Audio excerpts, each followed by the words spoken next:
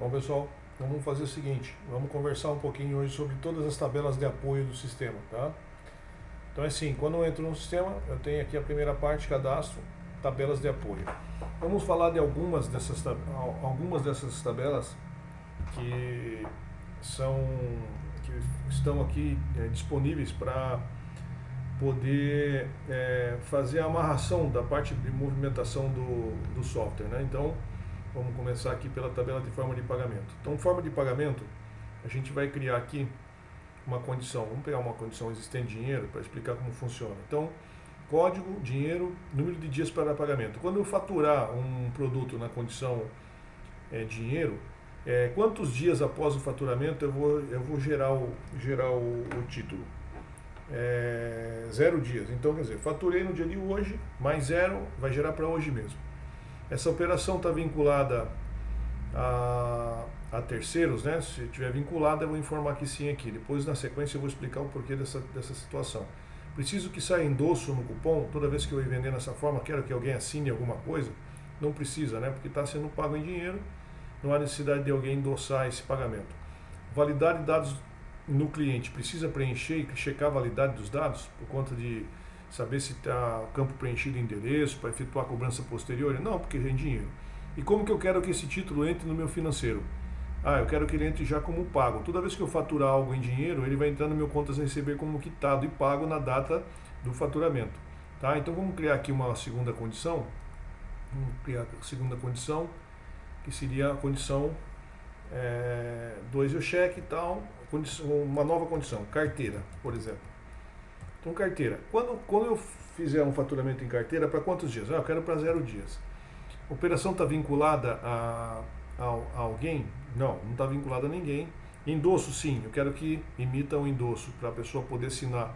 E eu também quero que valide os dados do cliente no cupom, porque é necessário que faça uma aferição se esse cliente está com todos os dados preenchidos para eu poder emitir uma cobrança futura. Tá, então o que eu fiz aqui? Eu coloquei para 0 dias, faturou na data 0 dias, né, da data do faturamento. Não quero transferir esse título para terceiro, é um título que vai ficar no nome do próprio cliente que comprou. O endosso sim, que eu preciso que saia na impressão do ticket, uma via para ele assinar. E a validade de dados, eu quero que cheque também os dados se está algum campo faltando obrigatório para validação, como CPF, endereço, cidade, né? CEP, ele vai checar, se estiver faltando ele não vai deixar fazer o faturamento antes de que você preencha os dados desse cliente corretamente. E os títulos, o status, eu quero que entre em aberto, porque é uma venda em carteira, ele vai ficar pendente no sistema para pagamento. Então no meu ponto a receber, o título vai ficar em aberto. Tá? Confirmei o faturamento, então eu criei a condição carteira. Vamos mexer aqui nessa condição débito, né? Já tem uma condição 3 aqui, débito. Então eu vou falar que a condição débito, eu quero que um dia, tá? Tipo, um dia, 24 horas vai cair na minha conta, né? Operação de cartão, sim. Então eu quero vincular isso aqui. Quem que é esse cliente 9 que está vinculado aqui, ó? Vou vincular um cliente aqui, cartão de Master, por exemplo, débito, o 53. Então o que vai acontecer? Quando eu passar um título lá, na forma condição cartão débito, ele vai pegar o dia do faturamento mais um, vai jogar no meu contas a receber um título para o cliente 53, no caso Master Débito. Ele vai gerar um título para esse cliente. Vamos imaginar, a Maria comprou lá, passou no cartão de crédito, uma venda de R$100, eu estou operando que passou no cartão de débito, ela vai fazer hoje mais um, e vai jogar no contas a receber um vencimento contra o cliente 53, para que eu receba amanhã. O cliente 53, qual é? A operadora do cartão, o responsável pelo pagamento. Então a cliente especificamente não vai estar com o título no contas a receber vinculado. O que vai estar lá devendo para você é a operadora de cartão. Depois a gente vai falar sobre taxa e outras coisas que o sistema também calcula. Inicialmente eu estou vinculando só a forma de pagamento à situação. Há necessidade de endosso? Não, porque o cartão de crédito hoje com senha tal, não há necessidade que a pessoa assine e também não há necessidade de validar dados, porque quem está devendo é a operadora, entende-se que você já cadastrou essa operadora, já tem contrato com ela, então automaticamente já vai cair no seu financeiro. E o título vai entrar como quitado ou em aberto? Vai entrar como em aberto. Amanhã eu vou tirar um relatório, vou saber tudo que tem de lançamento de cartão contra o cliente 53, o Master Débito, e provavelmente esse título que eu passei para essa cliente de R$100 vai estar constando lá para que eu receba o valor da operadora e não mais do cliente. Então, salvei aqui, criei algumas condições, né? Essa forma de pagamento significa esse tipo de controle. Toda vez que você for faturar no sistema, obrigatoriamente você vai ter que informar a forma de pagamento, quando você estiver comprando, da mesma forma, tá? Isso eu estou falando através de pedido, né? De faturamento, de compra e venda. Outra condição que a gente utiliza aqui com uma espécie de controle seriam as ocorrências. Depois, mais tarde, no financeiro, a gente vai falar sobre esse critério aqui. É uma tabela que foi criada no sistema para justificativa de diferença de pagamento. Então, você tem lá um título no Contas a Receber para receber de um cliente específico por R$100, por exemplo. Aí o cliente veio te pagar, pagou 95. Então, você tem os R$5 de desconto. Então, é obrigatório hoje para a Baixa. Você tem esse controle, ele vai informar para você que existe uma diferença entre o valor original e o valor que está sendo pago, e você vai justificar através dessa ocorrência, nessa tabela, qual seria o desconto ou o acréscimo que está sendo dado naquele título que você está baixando, inclusive com o valor. Tá? Então você tem, com o fato de ter a tabela, a gente tem condição de verificar no final do mês, ou num período que você queira, tirar um relatório para saber tudo que você recebeu de multa, ou que você recebeu de juros, ou até mesmo tudo que você pagou de juros e multa. Então serve para isso. O histórico padrão, a gente tem aqui uma centralzinha de controle para lançamento do financeiro. Tá? Então eu vou criar aqui todos os meus históricos, né, na tabela, vou informando o código, né, informando a descrição do histórico e qual a conta de despesa ou receita que ele está atrelado, tá? Então a gente vai criar lá uma conta de receita e despesa, um planinho de contas básico, né? Que eu vou usar no caso para envio até mesmo de justificativa para a área contábil, tal, né? Sobre o que está sendo apurado. E como você tem níveis aqui, então nós temos aqui a conta de água 10001, eu posso criar níveis 10001, 001. Então o nível está embaixo daquele.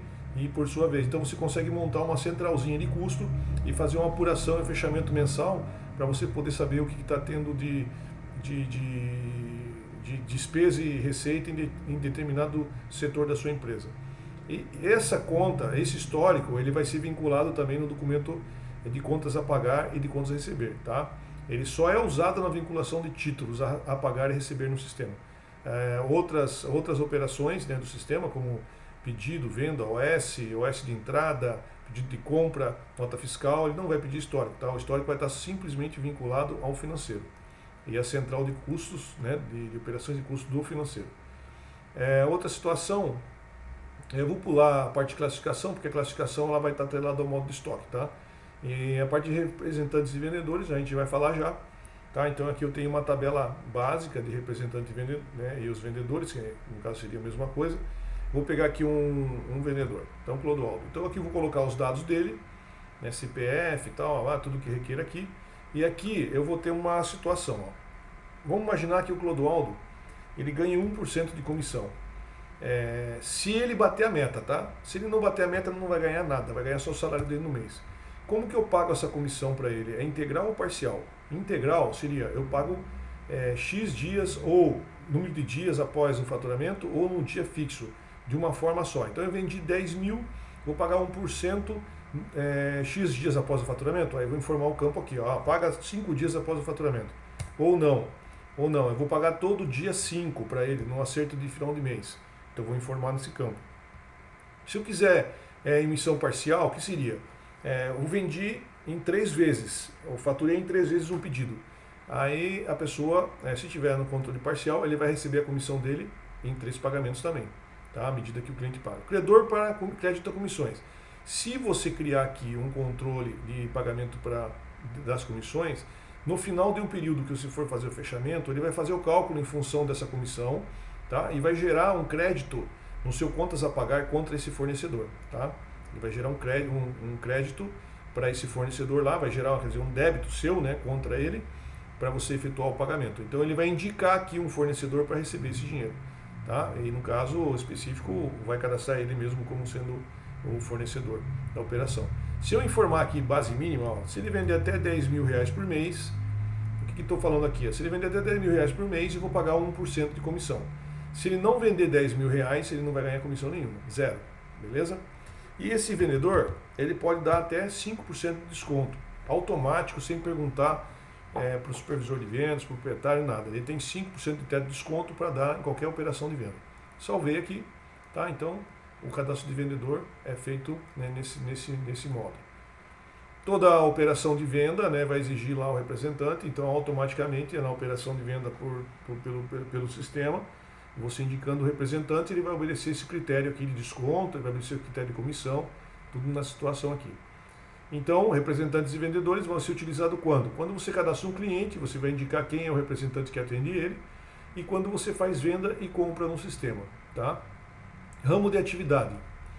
Ramo de atividade serve para acompanhar, no caso aqui, os clientes, tá? Quando você vai fazer o cadastro de cliente, a gente exige que você informe se esse cliente é um consumidor comum, se você vai atrelar ele a determinado ramo de atividade, se é supermercado, panificadora, depende do segmento que você trabalha, se for uma distribuidora, se você quiser apurar isso de uma forma melhor depois, separar seus clientes por segmento, você pode criar essa tabela e vincular ao cadastro do cliente. Caso contrário, você vai deixar uma situação criada aqui, consumidor, e vai atrelar todo o seu cliente a esse consumidor normal aqui, sem precisar fazer manutenção dessa tabela, e também não vai conseguir colher os resultados, vai sair todos os clientes vão sair numa categoria só.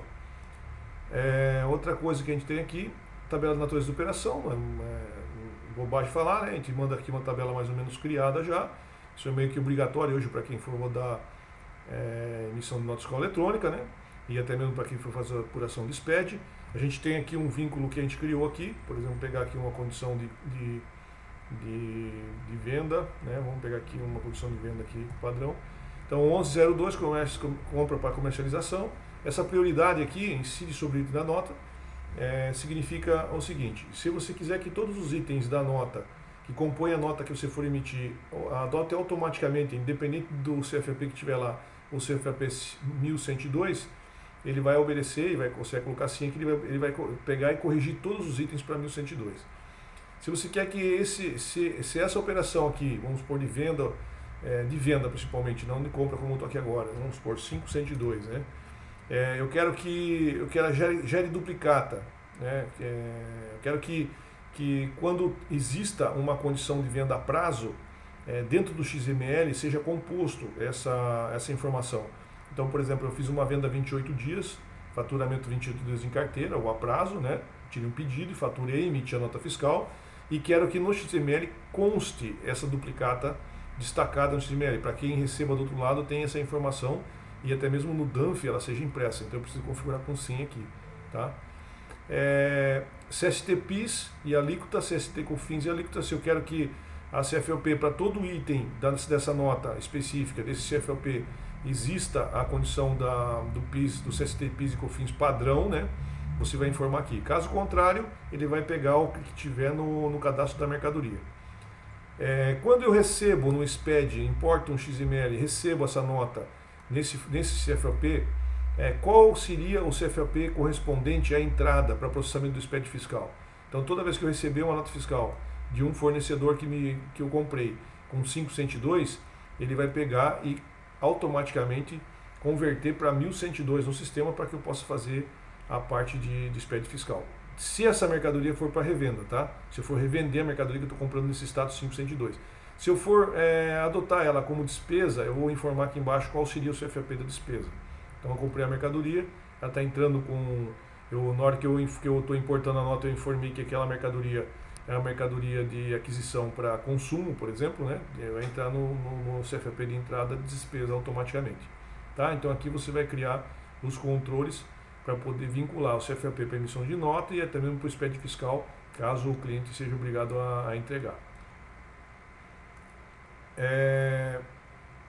No caso da tabela de impostos, você vai atrelar aqui também a categoria que você vai usar, né? Alíquota 12%, ICMS, então você vai criar todas essas tabelas possíveis de imposto aqui, com o seu CST de entrada e saída, e algum termo que você queira justificar de tributação, para que você não tenha que preencher nota a nota quando se for emitir. Então, de acordo com o termo lá que você queira se está se beneficiando por algum motivo, ele vai colocar embaixo, né, na observação das informações complementares, ele já vai justificar lá, sem você precisar colocar. Toda vez que você usar esse imposto, ele já vai automaticamente usar a CST de saída para ele e vai também informar já os termos que precisam constar na nota. Tá? Então aí você vai criar todas as tabelas de impostos. Tabela de NCM, né? A tabela padrão a gente já manda e aí você pode incluir os NCMs novos que existam, que você, à medida que vai comprando, você vai precisar provavelmente incluir. PIS e COFINS, tabela de PIS e COFINS. Para PIS, né, saída e PIS entrada, quais são as condições que a gente tem. A gente vai criar a tabela aqui informando a operação tributada, alíquota tal, entra em STPIS, e CPIS entrada. Então, para saída é 1, para entrada é 50, para COFINS 1, 50, para operação tributada 51,01 e assim por diante. Tá? Isso aqui é imprescindível no caso de quem está usando o SPED, é obrigatório preencher essa tabela, ele vai usar ela como apoio.